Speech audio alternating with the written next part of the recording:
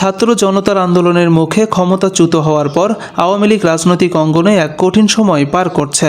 সংকটকালীন পরিস্থিতিতে দলটির কর্মী সমর্থকদের উৎসাহিত করতে নতুন নতুন কৌশল অবলম্বন করছে দলটির শীর্ষ নেতৃত্ব।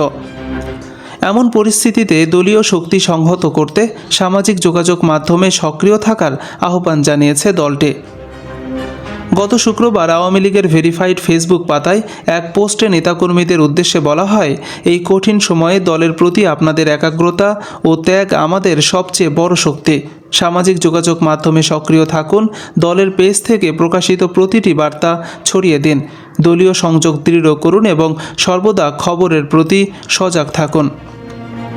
পোস্টে আরও উল্লেখ করা হয়, যারা সাহসিকতার সঙ্গে রুখে দাঁড়িয়েছেন তাদের প্রতি আমাদের শ্রদ্ধা। দেশের জন্য আপনাদের ত্যাগ কখনো বৃথা যাবে না। ঐক্য, সাহস ও লড়াই আমাদের পথ দেখাবে। প্রস্তুত থাকুন।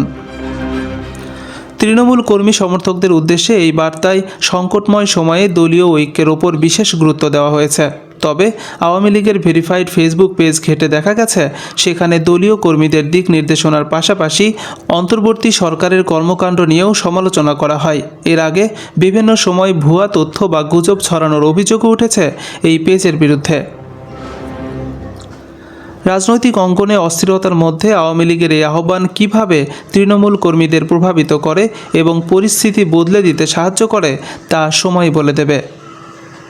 মাসুম বিল্লাহ, সরেজমিন বার্তা।